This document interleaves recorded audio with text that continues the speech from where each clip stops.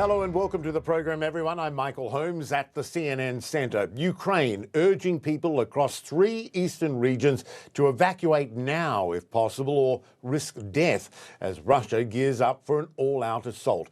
Now, one of the main targets is Mariupol, and the mayor says weeks of relentless bombardment have turned the whole city into what he called a death camp. He called it a new Auschwitz. The military governor of Luhansk, meanwhile, says more Russian forces are arriving in that region amid escalating shelling attacks. He says civilian areas were hit 81 times during the past day alone. A senior US defense official is confirming a shift on the battlefield, meanwhile, saying Russian forces have now completely withdrawn from areas near Kyiv and Chernihiv to, quote, reconsolidate and refit in Belarus and in Russia. President Joe Biden said this just a short time ago.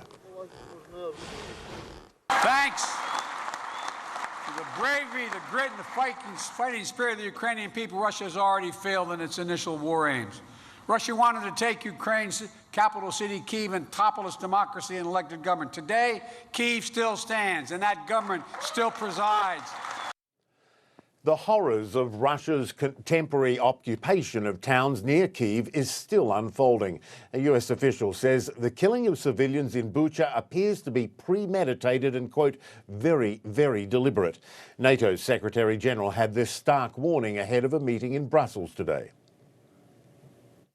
We have seen no indication that President Putin has changed his ambition to control the whole of Ukraine. And also to rewrite the international order. So we need to be prepared for a long haul. We need to support Ukraine. Borodyanka is another Kyiv suburb where Russia's extreme brutality against civilians is just starting to come to light. CNN's Frederick Pleiken got a first-hand look at the widespread devastation there, a warning, as we've been saying for many stories these days. Some images and details in his report are graphic and disturbing. In the war that Russia has unleashed against Ukraine, few places have suffered more than Borodyanka. Occupied by Vladimir Putin's troops since late February, recently taken back by Ukraine's army. Borodyanka was held by the Russians for a very long time, and just to give you an idea about the scale of the destruction, you have houses like these that were completely destroyed, but if we look over here, you can see that even large residential buildings have been flattened. This entire building was flattened. It was connected with this one before, but now there's absolutely nothing left of it. And the Russians made sure to show they owned this town, painting the letter V on occupied buildings, even defacing Borodyanka's city administration. V is the letter the Russians used to help identify their forces that invaded this part of Ukraine. Oksana Kostichenko and her husband just returned here and found Russian soldiers had been staying in their house. She says they ransacked the place. Alcohol is everywhere, she says. Empty bottles in the hallway, under things. They smoked a lot, put out cigarettes on the table. They also showed us the corpse of a man they found in their backyard. His hands and feet tied, severe bruises on his body, a shell casing still nearby. Russia claims its forces don't target civilians, calling reports of atrocities fake and provocations. But these body collectors are the ones who have to remove the carnage Russia's military leaves in its wake. In a span of less than an hour, they found a person gunned down while riding a bicycle, a body burned beyond recognition, and a man still stuck in his car, gunned down with bullet holes in his head and chest. He was believed to be transporting medical supplies, now strewn near this road. Не солдаты лежат, а просто... The most awful thing is, those are not soldiers laying there, just people, innocent people, Gennady says. For no reason, I ask. Yes, for no reason. Killed and tortured for no reason, he says. Бросили, и даже нельзя было их забрать. The road from Kyiv to Borodyanka is lined with villages heavily damaged after Russia's occupation. Destroyed tanks and armored vehicles left behind, but also indications of just how much firepower they unleashed on this area. The Russians say this is a special operation, not a war, and that they don't harm civilians. But look how much ammunition they left behind simply in this one single firing position here. This is ammunition for heavy weapons with devastating effects on civilian areas. That devastation cuts through the towns and villages north of Kiev, where the number of dead continues to rise. Now that Vladimir Putin's armies have withdrawn, Ukraine's leaders still believe many more bodies could be buried beneath the rubble. Fred Pleitkin, CNN, Borodyanka, Ukraine. Now, fighting in the east of Ukraine is escalating. One town in the Luhansk region, Severodonetsk, has been heavily shelled, according to the region's military governor. He says 10 high-rise buildings are on fire. Now, further north in the Kharkiv region, authorities announced they will evacuate 2 towns as a precaution. This coming as that region also faces heavy bombardment. Officials there say Russian troops overnight carried out 27 strikes on residential areas. Now, just as a reminder, one of our CNN teams was in Kharkiv a few days ago. They showed us these scenes of the utter destruction from Russian shelling. Now, the next photograph we're about to show you is graphic as well. We want to warn you about that. This is in the town of Vuleda in the Donetsk region. Ukrainian officials say a humanitarian and distribution point has been shelled by Russian rockets. In this image, which CNN has geolocated, you can see civilian casualties in front of a school. Officials confirm 2 people killed, 5 others injured. Now, as we hear these reports from the east of intensified fighting, there are questions about how Ukraine's defensive strategy will adapt. I want to bring in now Andriy Zagorodnyuk, who is a former Ukrainian defense minister, and thanks for being with us. The signs on the ground, they suggest this realignment of Russian forces, the move towards the east and the south to consolidate gains in that corridor from the Donbass to Crimea. What do you expect to happen there? Is there enough Ukrainian weaponry to fight that push? We certainly have a very substantial forces there. Indeed, Russians have changed strategy one more time. So originally they wanted to quickly take Kiev and a couple other areas. Then they wanted to take all large cities. Then they started to bombard and shell civilian infrastructure in order to coerce us to some sort of, peace or whatever, capitulation, whatever they called it. That all didn't work. Ukrainian army and Ukrainian people still fight. So now their strategy is to concentrate most of their forces on the east. And at least to achieve something, because so far their operational goals are not achieved, none of them. This is obviously a big threat because they are concentrating serious forces. We believe that they are bringing reserves from Russia, and that would be they would concentrate most of their capable forces still there to put in one place. So of course for us it's going to be a great challenge. Yeah, would you as a former defense minister expect Ukrainian forces to pursue them there, to chase them there and continue the fight? I mean, it's long been thought Vladimir Putin wants that corridor from Donetsk all the way, from the Donbass all the way through to Crimea and perhaps around as far as Odessa. Do you think Ukraine will ever allow that? Could that become a bargaining point if there are talks? No, I don't think Ukraine will allow that. I don't think any politician is in a position to make a decision to cut the chunk of the sovereign nation and just give it to Putin simply because because Putin wants that. I don't think this is legal, actually, from any Ukrainian or international law perspective. I don't think Ukrainian people are resisting, and they're fighting for the freedom. So I don't think this is something which any country should do, is to respond to the aggression by saying, okay, here we are, let's take 1/3 of the country, take it, because in this case, Putin is going to move on. I mean, it's not like he wants Donbass. He wants Ukraine, and if we allow him to easily to take part of the country, he will move further.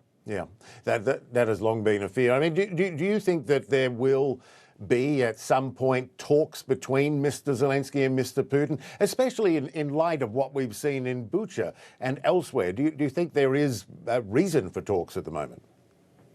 Well, first of all, of course, Putin has crossed so many lines, war crimes, unimaginable material damages, and personal tragedies, and so on. Whatever the talks are, nobody's going to forgive him that. So he should be tried as a war criminal, and all his gangs should be tried as a war criminal. That's definitely. And that's not up to any politician to decide, because this is what must be done. But from the other perspective, of course, the talks might start. The question is when Russians will be actually ready for real negotiations, because as we know, we can talk to Russia for years, which happened since 2014, and it's not necessarily any practical results going to come out. Russia will start real negotiation only after it runs out of all other options. Yeah, well, Russia has often been accused of using negotiations as a delaying tactic. They were talking and talking right absolutely. up until they crossed over the border into Ukraine. And when it comes to the Russians saying, they're kind of saying now that, well, we never really wanted to take Kyiv, we only wanted to protect the Donbass. I mean, do you buy that? Do you think that the Russians have given up on the idea of taking the capital, taking out the Zelensky government, or do you think they're just sort of regrouping and that will come? First of all, they are regrouping. The fact that they had that plan originally, we have many sources which confirm that, including the statements of the soldiers, because they've all been told that they're going to Kyiv.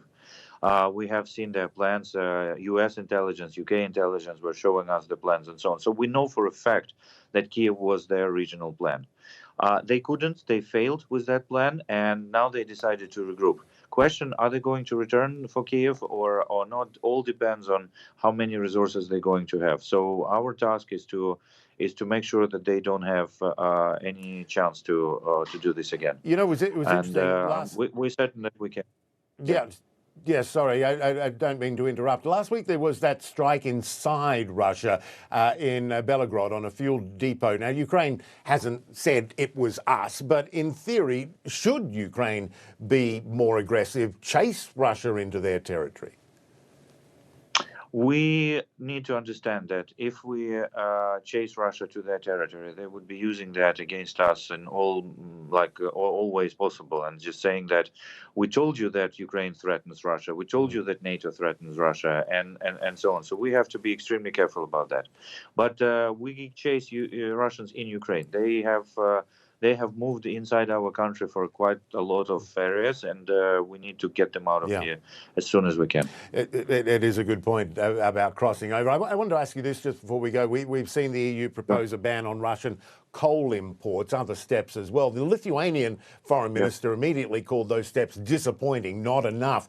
What do you want from the US and the EU that they can realistically deliver, especially in terms of sanctions on things like oil and gas, which would hurt Russia, but would also hurt a lot of European economies?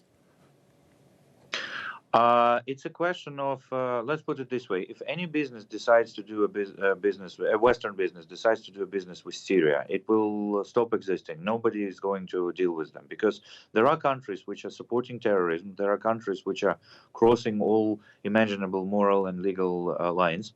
And these countries should not be dealt as business as usual. And of course, there is a short-term effect.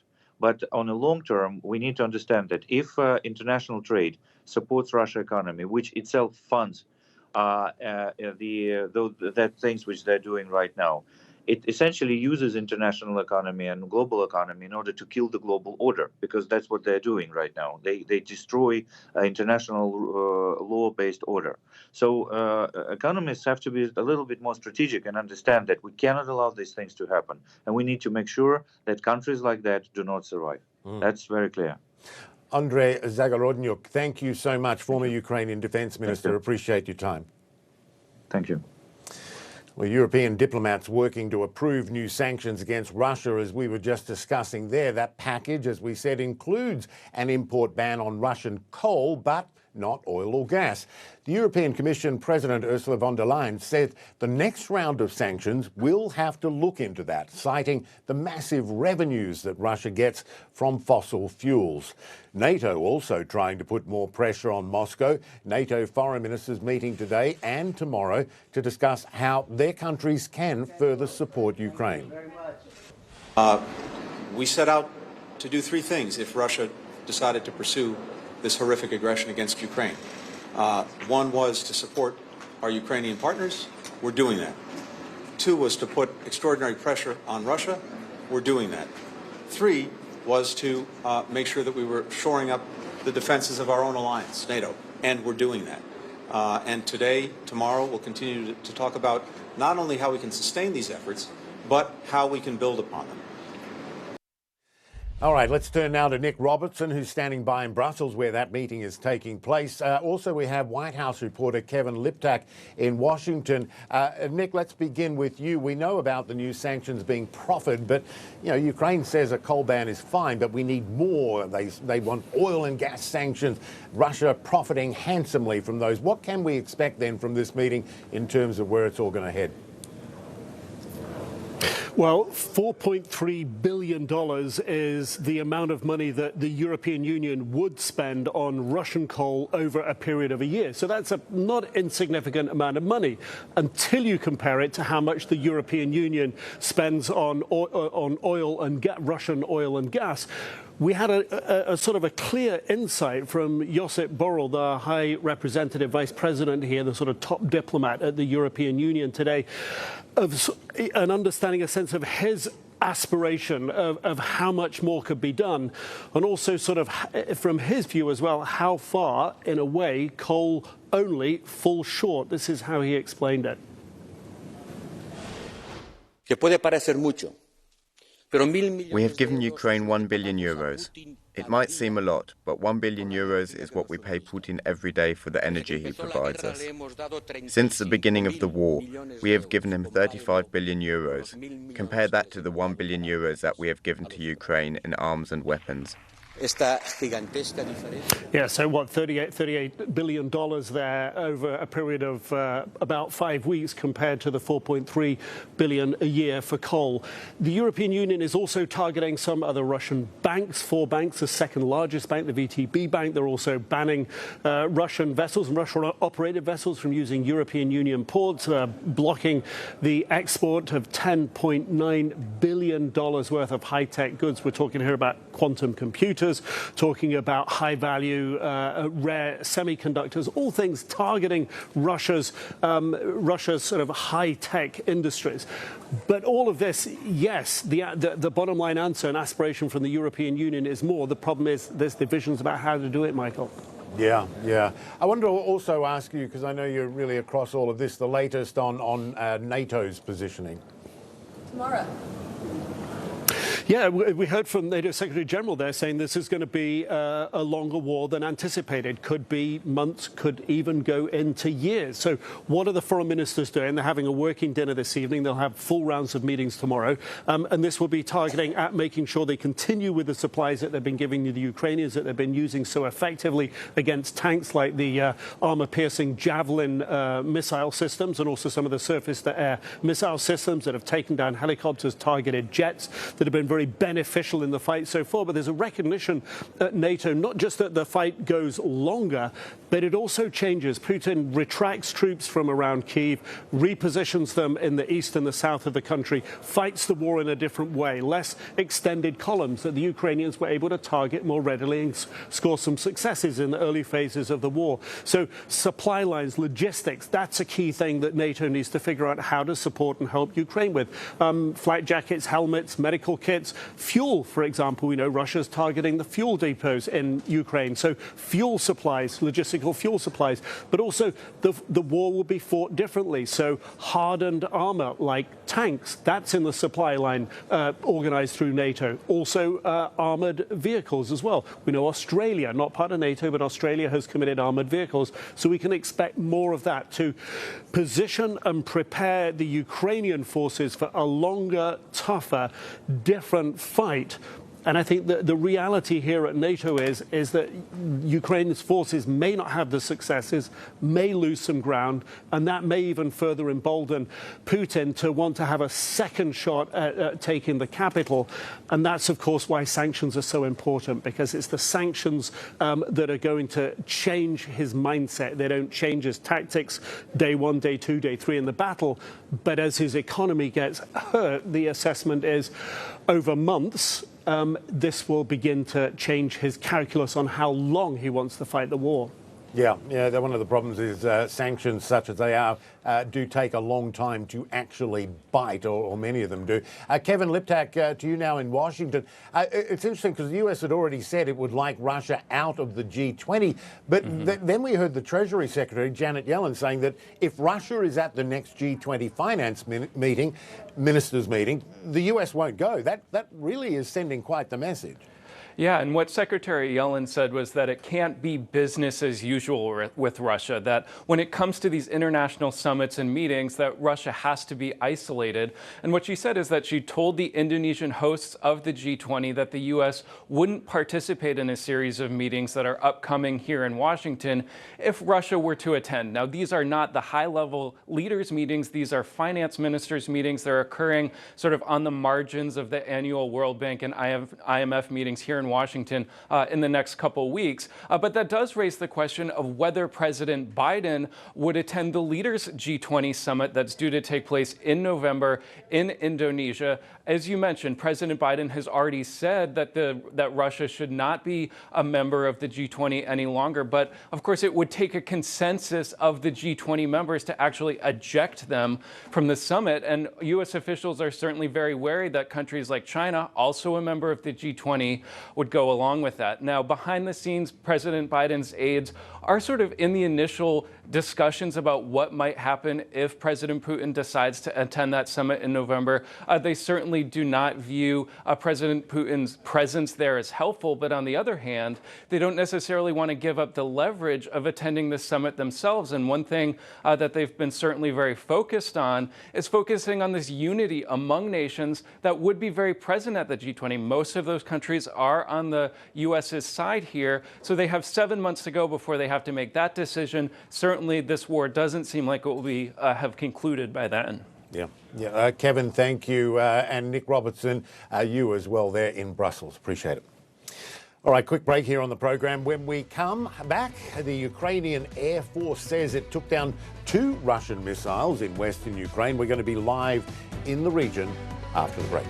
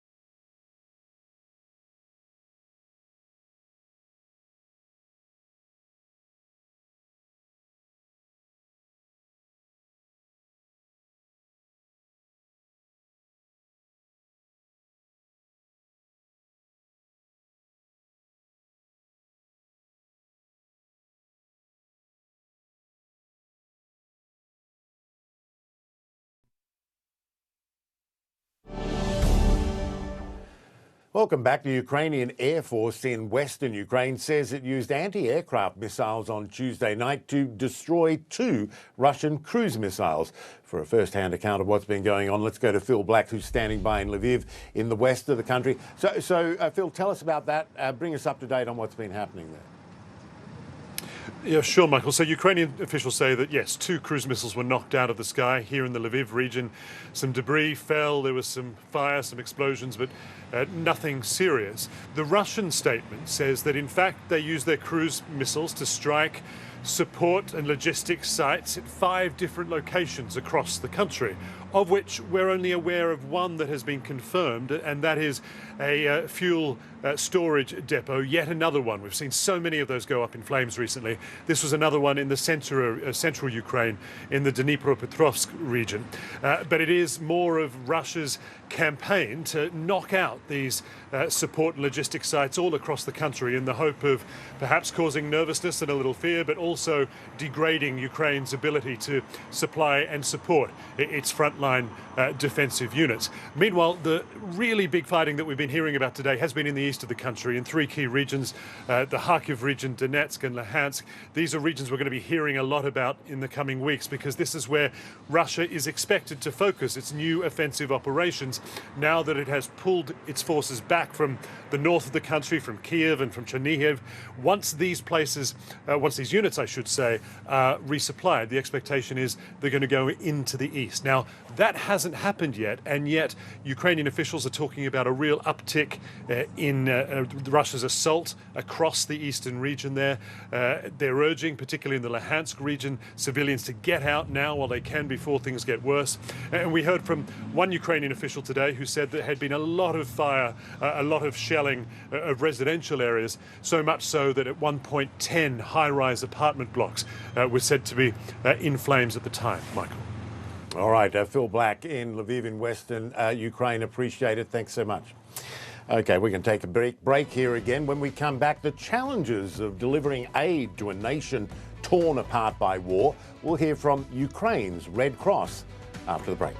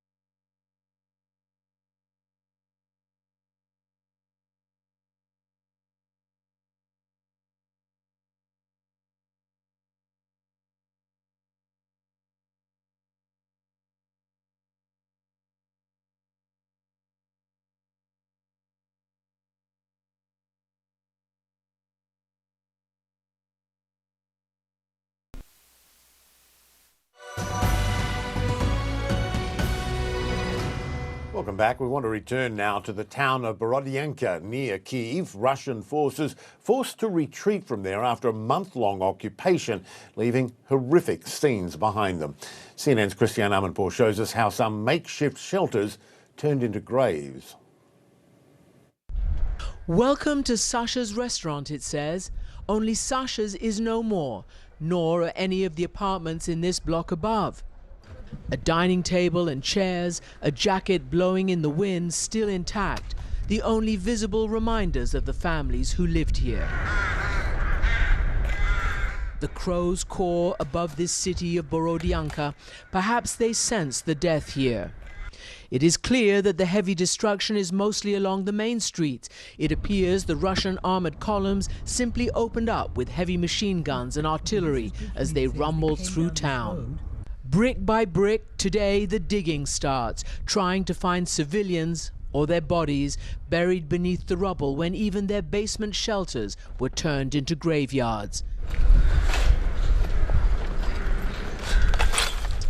On this corner, they're looking for at least 4 missing from this block alone, says Victoria Ruban, who's with the rescue team.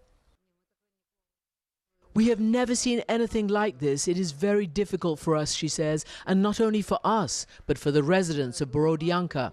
It is a great tragedy because of an ill-disciplined force with a license to kill. So this is what Vladimir Putin calls liberating a fraternal, brotherly nation. So either he's done all this because he loves Ukrainians, or, as most people think now, because he's motivated by a rising hatred and vengeance, motivated by Ukrainians' westward-leaning democracy, by their resistance and by their refusal to come under Russian control. And as an afterthought, a bullet to the head of Ukraine's cultural hero, the great poet Taras Shevchenko. Not even statues are immune. Amid all this destruction, the summary executions, the Ukrainian flag flies proudly in the central square. For good measure, these Ukrainian soldiers are pulling out a captured Russian tank that was dug in. They say they'll use this and anything else the invaders have left behind to fight them in the villages, in the towns, in the fields, and all the way back to the Russian border.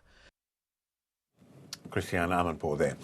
Now, Ukraine's Deputy Prime Minister says Russia has agreed to open 11 humanitarian corridors today. Mariupol, one of the cities on that list, although, as always, it is complicated. Russian forces encircling the city aren't letting evacuation or aid buses in. About 100,000 people are thought to be still trapped in Mariupol in dire conditions. It's been dire there for weeks. The International Committee of the Red Cross says it has been able to escort people to Zaporizhia, several hundred civilians, in fact, who had already fled Mariupol. Olena Stokots is the Deputy Director General of Ukraine's Red Cross Society. She joins me now from Vinnytsia in Ukraine, and thanks for doing so. I know you've been to the town of Bucha, from where such terrible images have emerged. What did you see there? How bad was it? Well, good evening. First of all, personally, I wasn't in the city of Bucha because I'm in central Ukraine, but the Ukrainian Red Cross's emergency response teams are visiting Bucha every day. We are delivering there our humanitarian aid, and not only Bucha city, but also we are visiting on a daily basis around 20 cities in Kyiv region, the cities which have been recently deoccupied. What we see there is, of course, a tragedy. I will not comment on those disasters and atrocities and violence, but what we definitely see there, as the Red Cross, we see a huge humanitarian calamity there. And in particular, people, when they see a loaf of bread, they start crying because they haven't seen food for weeks, for days, and that's horrible.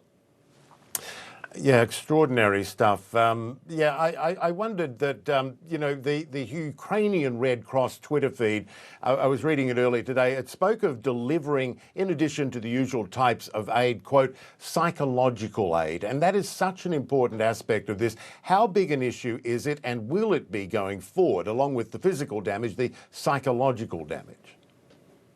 Yes, of course. Well, at this particular moment, the first need to be covered in the liberated cities of the Kiev region, and not only because we have the same situation in Sumy region, in Chernihiv region. Well, we, as a Red Cross, we provide first psychological aid, first aid as such, but the need is food, medicines, water, hygiene. So the primary things are needed now by the people of these liberated cities. We organize our tents in those cities and we provide their first psychological aid, but we think that the need for this particular service will rise with time, because first of all, we need to provide very basic needs for people. I speak to the needs elsewhere in the country. I mean, places like Mariupol, Kherson, Mykolaiv, it's a long list. I think you said you don't even know if your staff in Mariupol is alive. I think I read that. Yeah, that's correct. We are the nationwide organization, and we have our teams, staff and volunteers all over Ukraine, including Mariupol, and we are in the city. We know that there should be around 6 volunteers working in Mariupol of Ukrainian Red Cross and our staff, but we were unable to contact them. We have been unable to contact them for around I don't know, a couple of days already. From time to time, they got in touch with us, but now we do not know what their destiny is. We know that they were till the last day. We spoke to them. They were performing their humanitarian mission, which was difficult because our office was attacked, our Red Cross vehicles were attacked, and then the connection disappeared. So we do not know what is happening there, and we do not have access at the moment. All right. I appreciate you taking the time. I appreciate the work that you and other organizations are doing. Elena Stokots, Deputy Director of the Ukrainian Red Cross. Appreciate it. Thanks so much. Thank you very much. Still to come tonight on the program, one of Russia's closest allies still refusing to take sides. What will it take for China to condemn the reported atrocities? We'll discuss after the break.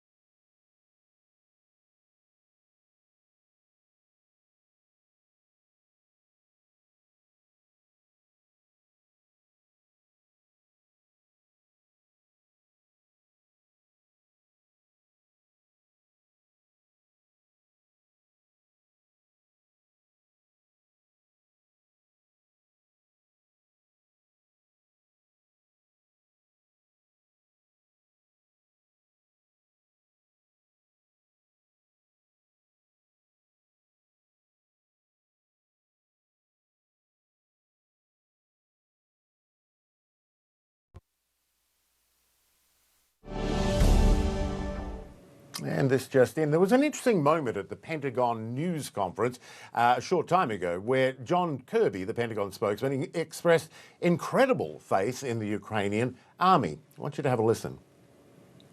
And if you look at what they've been able to do just thus far, Mr. Putin has achieved exactly zero of his strategic objectives inside Ukraine. He didn't take Kyiv. He didn't topple the government. He didn't remove Ukraine as a nation state. And he's really only taken control of a small number of population centers, and even they weren't the ones that he was really going after. So, yeah, Mariupol is still not taken. He's moved his forces out of Kyiv. He's moved his forces out of Chernihiv. They haven't taken Kharkiv. They haven't taken Mykolaiv in the south. So I think the proof is literally in the outcomes that you're seeing every day. The Ukrainians are bravely fighting for their country, and they have denied Mr. Putin so many of his strategic objectives. So absolutely they can win, and we have to just keep reminding ourselves that there shouldn't be any need for them to for us to even have to answer that question, because there shouldn't be a war in Ukraine, and Mr. Putin can end it today. John Kirby saying, absolutely Ukraine can win. Of course, winning and losing a war can have many different definitions of what constitutes the win and the loss. But an interesting comment there from John Kirby. All right, let's move on for the moment. The global community putting pressure on China to condemn the atrocities being reported in Ukraine. But rather than take a stance against Moscow, Beijing seems to be boosting Russian propaganda. Will Ripley has been analysing the situation from Taipei. He joins me now to discuss coverage of Ukraine in Russia and China is so different to the rest of the world, an alternate reality in many ways. And it's not that like this hasn't happened before, Michael, that Russia and Chinese state media are kind of, echoing each other's government narratives, because they literally receive pieces of paper every day or emails every day with a list of talking points that come straight from the party leadership. So this is not a free flow of information kind of society when you're talking about the state media. And what we're seeing, though, is that this is being taken to a whole new level now with what has happened in Ukraine, the horrific images of people who are dead, lying in the street. They're not being seen by Russian television viewers. They're not being seen in China because state media is heavily blurring those. They're not getting the full story about the evidence of these alleged Russian war crimes. They're very quick to emphasize the Russian rebuttal. There were actually two prominent reports on CCTV, which is viewed by tens of millions of people, if not hundreds of millions of people in China. And it was highlighting these unsubstantiated claims by Moscow that this situation was staged, that the bodies were placed there after the Russian forces withdrew. No mention, of course, of the satellite imagery that seems to show the bodies, sitting in the exact same place weeks ago. So this is, there was even a graphic where it said that Ukrainians, directed a good show. They're deliberately casting doubt on this horror. And to top it all off, Michael, they're not even saying that Russia is culpable. They're blaming all of this on the United States. The thing is that they claim, and they've done it before in other situations too, they're claiming to be a neutral party, but at the same time absolving Russia of any responsibility. Yeah, exactly. How can you be a neutral party and the country that launched an unprovoked invasion of a sovereign democracy gets a pass, and yet the United States is blamed for all of it because of moves by NATO closer and closer to Russia's doorstep, China saying that Russia had legitimate security concerns. But look, this propaganda boosting, this refusal to condemn Russia since the beginning of the invasion, this in many ways, Michael, might come down to saving face for the Chinese President Xi Jinping, because remember, it was just weeks before the invasion began that President Xi and President Putin met in person on the sidelines of the Beijing Olympics. It was President Xi's first in-person meeting for the entire pandemic, and he had it with Vladimir Putin. We don't know what they discussed, but they left the meeting saying that they had a partnership stronger than ever, a partnership that had no limits. And then just weeks later, Russia invades Ukraine. China now trying to kind of play this image that they're actually a neutral party, but there's a lot of questions being asked about China's role in the timing of the invasion and China's support of Russia, including helping them to bypass international sanctions, Michael. I guess, is it the fact that that Russia needs China more than China needs Russia, though? Well, China is, without a doubt, going to be the authoritarian leader in terms of economic, diplomatic, military firepower. It's all there. China's on the rise, and that is it. That is an indisputable fact when you look at the numbers climbing up year after year. Russia, on the other hand, has, as some people felt, really passed its prime. And Vladimir Putin, who lived through the prime, some have said is trying to get Russia back to the, make Russia great again, to borrow an expression from another nationalist leader. And so, Michael, the Russia certainly does need China's support, and they're getting it in spades. They're getting it from Chinese state media. They could be getting it economically and even diplomatically, because diplomats continue to refuse to condemn the actions of Russia and Vladimir Putin, despite the world watching it outrage as civilians, including innocent children, are being killed. All right, appreciate the reporting. Will Ripley there in Taipei for us. Thanks so much, my friend. OK, we'll take another break. When we come back, we'll take you back to the devastated town of Bucha and show you how Russian media is spinning the atrocities there to the Russian public. We'll be right back.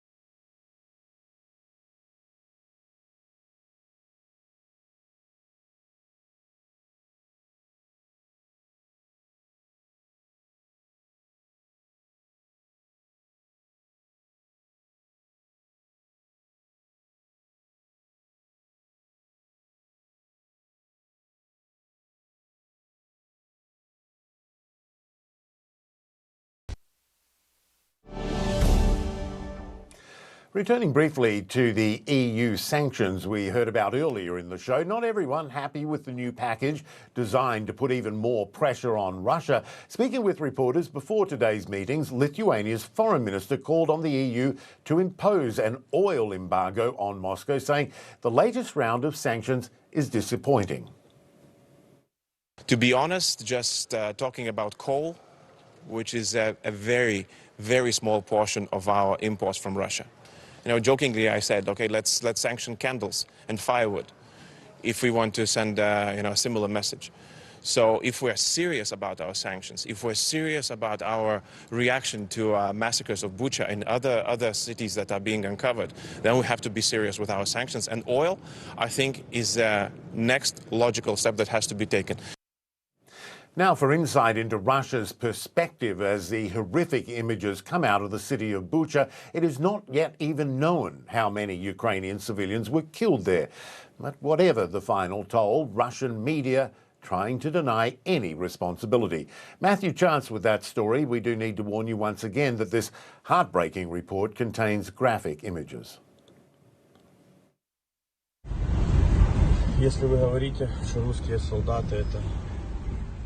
If you think Russian soldiers are humans, he says, just look at this. The shocked words of a Ukrainian driver recording these appalling scenes on the road into Bucha.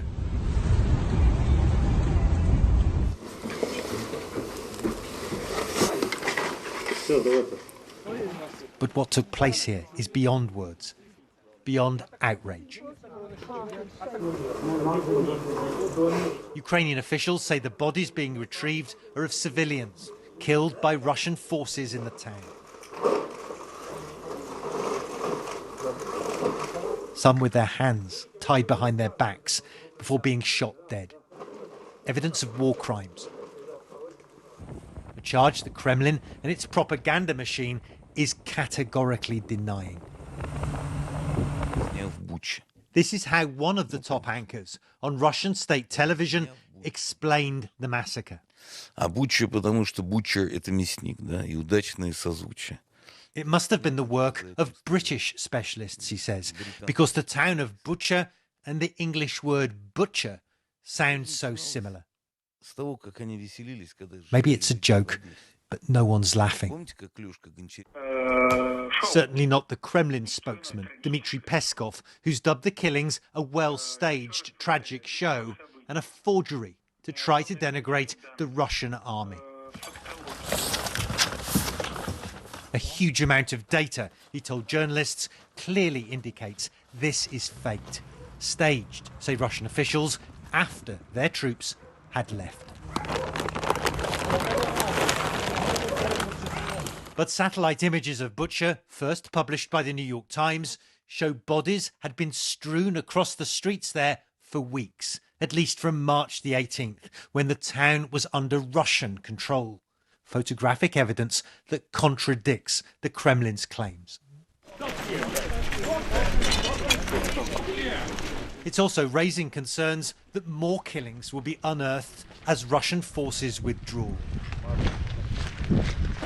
The Ukrainian president, seen here visiting Bucha, accusing Russia of trying to hide the traces of their crimes in other parts of Ukraine that remain under Russian control.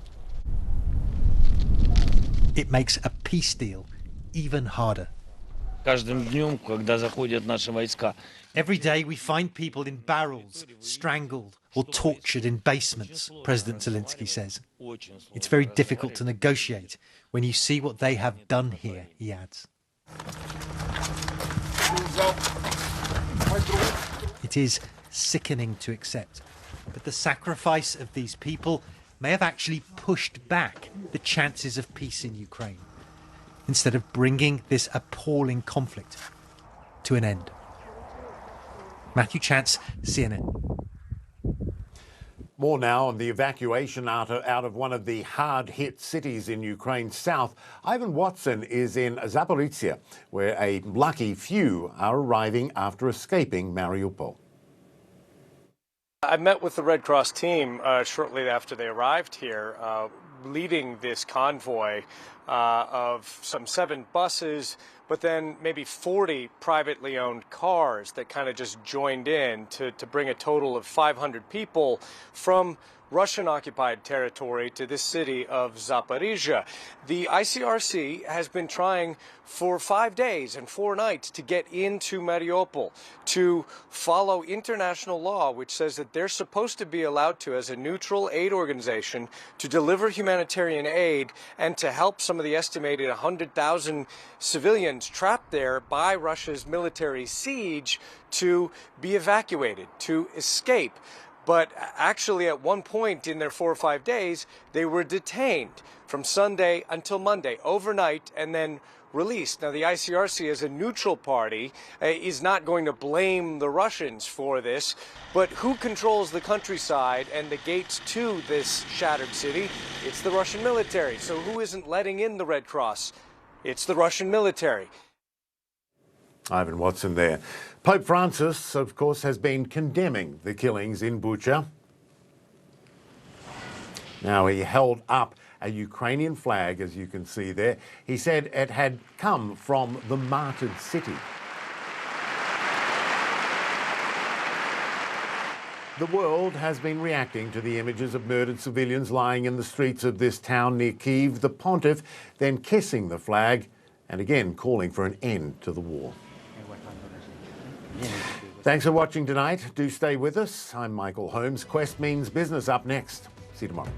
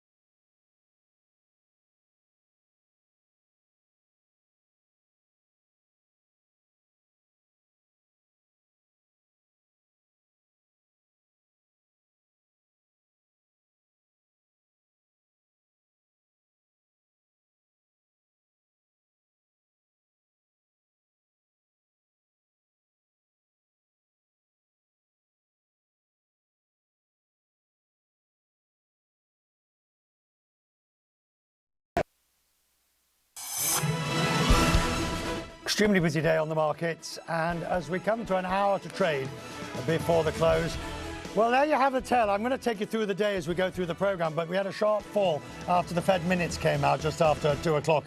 But then the rally is back on again, and we've erased all those losses. So something spooked the market, but further reflection has decided it's not as bad as it looks. We will get to it as we discuss, but we need the main events of the day.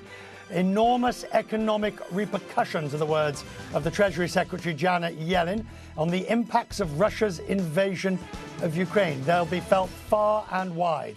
Tonight, Ngozi Iweala, head of the WTO on this programme, calls for member countries to sell surplus grain to avert a hunger crisis. And then there's that strange JetBlue surprise offer for Spirit Airlines.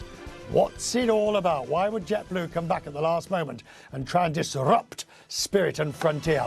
Yep, we are live in New York, Wednesday, April the 6th. I'm Richard Quest, and I mean business.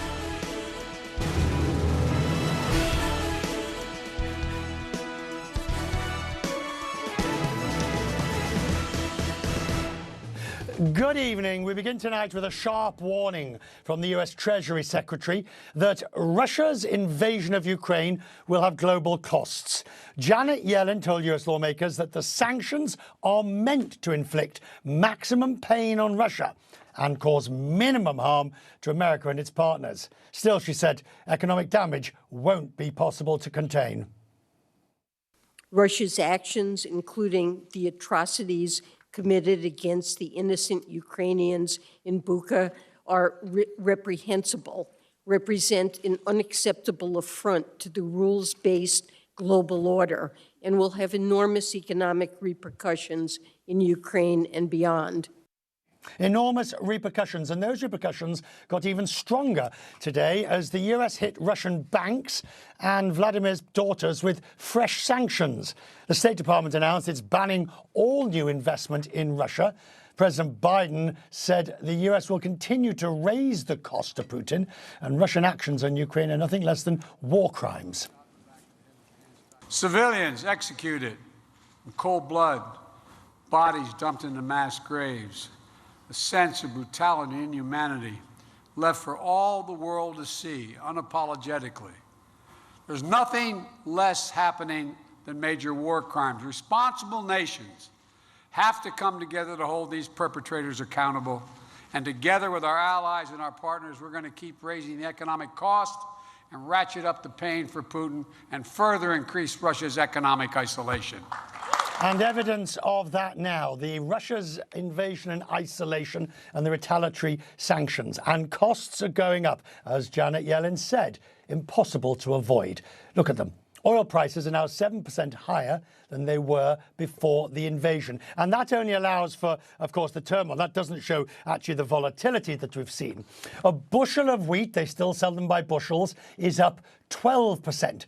And the countries that are most affected are those that can least afford to bear that extra cost. You'll hear Ngozi later in the programme. Global inflation, 8.6%, and that's threatening the global economic recovery.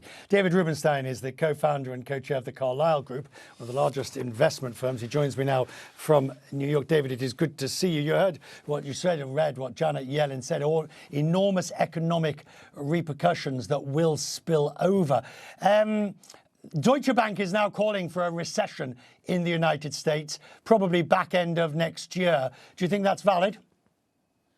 I think predicting recessions is a fool's errand. Nobody really can predict when a recession is going to happen, certainly that far out.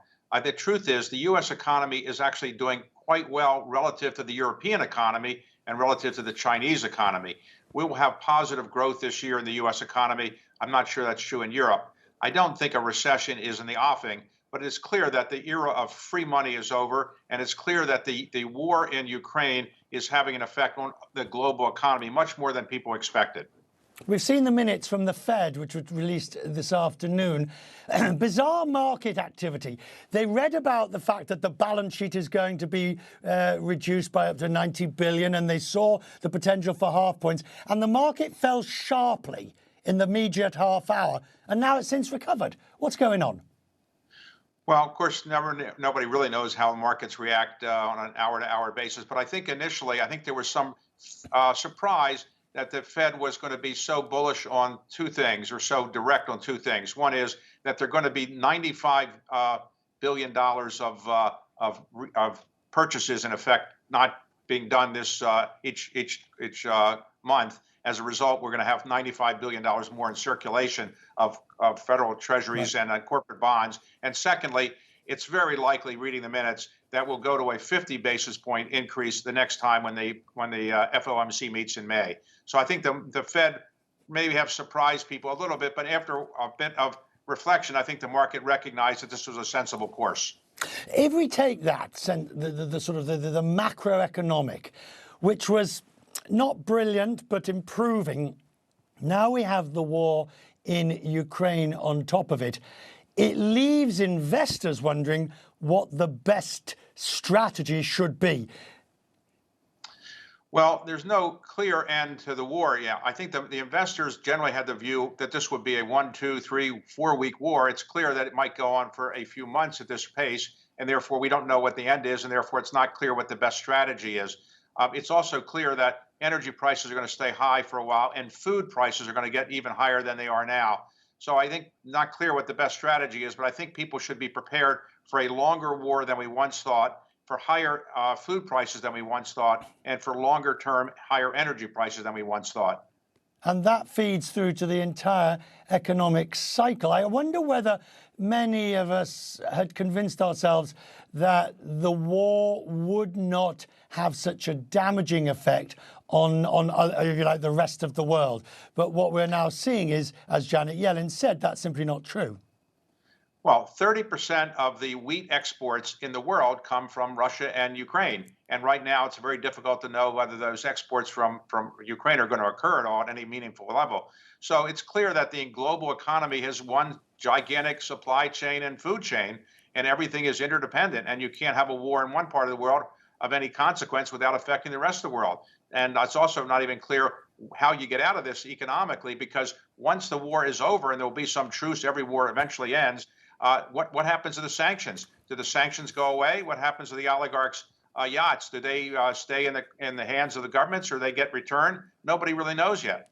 Later on this program, Ngozi Iweala, who you know is the head of the World Trade Organization, she says, and she'll tell us that bilateralism, that multilateralism has taken a knock and needs to be revised. But when it comes to trade, we can't go back to bilateral protectionism. Well, I think it's the concern is that in the end, you can't have a few countries being so dominant. And I think, I can understand that perspective. But generally right now, I think the U.S. economy is still the dominant economy with respect to trade. And I don't think that's going to change anytime soon. And I think the two next most important players, China and Western Europe, are still going to remain the two most important next players to the United States in trade. I don't think you're going to see a lot of new trade agreements, though. The U.S. government now has no interest that I can see in negotiating new trade agreements anywhere. Absent a completely exogenous event where Ukraine is concerned, what is the one thing that we should keep our eye on in the weeks and months ahead? Or is it, is that a nonsense question because Ukraine is the exogenous event? Well, the things that I think people should focus on, at least global investors, are, number one, how high are the energy prices going to go? Are we going to be able to produce enough supply out of people releasing their strategic petrol reserves? Secondly, is the market's going to calm down as they realize that Europe is not going to ban Russian exports of oil and gas to Europe? And I think that's a big factor. That's not likely to happen. I also think that eventually people are going to have to recognize that there's going to be more interest in I'd say carbon energy than people thought. People thought it was going away, but people recognize that carbon energy is not going away as quickly as people thought it was. We're now very dependent on it still, and to be able to go into renewables is going to take some time. I also think you're going to see a bigger interest in cryptocurrencies, because a lot of people are looking at this and saying, wait a second, you can take away my assets. If you can take away my assets, I want to have assets that cannot be taken away by governments. And I just think that'll fuel the interest in cryptocurrencies. David Rubenstein, it is lovely to have you on the program. Thank you, sir, joining us from the Carlyle Group. So we continue. We're talking about the sanctions, and David was mentioning them there. The EU is still working out the next round of sanctions. They are divided on Russian energy. The Commission proposed a ban on Russian coal. We talked about that in last night's programme. And the Foreign Policy Chief says they need to move quickly. At current prices are funding the oil that's being purchased every day is funding Russia.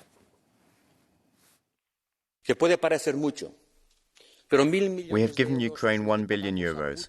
It might seem a lot, but 1 billion euros is what we pay Putin every day for the energy he provides us. Since the beginning of the war, we have given him 35 billion euros. Compare that to the 1 billion euros that we have given to Ukraine in arms and weapons. Nick Robertson is at NATO headquarters. Nick, I mean, he makes the valid point. The billion a day to Putin versus the billion to Ukraine. But there is no appetite for major countries like Italy, Germany, the Netherlands to sanction and give up the oil. And you even have political outliers in the European Union, like Viktor Orban in Hungary, who's just come through elections quite handily and is feeling that he doesn't really need to kowtow to the EU pressure and opposition pressure in his country, who's saying, I will go against the European Union directive. And if President Putin, as he has said, that I can buy gas in rubles, only in rubles, I'm prepared to do that. That's Orban's position. And remembering that Orban visited Putin just before the war, and Putin reminded him how much cheap gas he was getting from Russia. So you have, you know, people, governments and countries like Germany, as you say, like Italy, who just have this fundamental dependency on Russian gas that they cannot get off of. And then you have the political outliers like Viktor Orban, who's close to President Putin, who is a potential spoiler as the EU tries to do the best that it can, as we heard Josep Borrell speaking about there. So, you know, it just isn't easy. You have the Baltic states, for example, you know, small, feel very threatened by what Russia's doing in Ukraine. Lithuania says, yes, we're the first to cut off gas supplies from Russia. But Latvia can't do that. It doesn't have. You had the conversation with the Lithuanian officials, the president just the other night. Latvia just doesn't have that latitude. So this is a very, very tough place for the European Union, but it's realpolitik. And we'd be foolish if we didn't recognize and realize, as I think the politicians do, that Putin built this into his calculations. He needs to grab territory on the ground right now. And before Europe can cut its energy dependence on him, he reckons he can make the land grabs that he wants in Ukraine, sufficient for the fallback not being able to get the capital Kyiv in the short term. This is Putin's calculation all along. Right, but let's talk about Viktor Orban, because you raised that.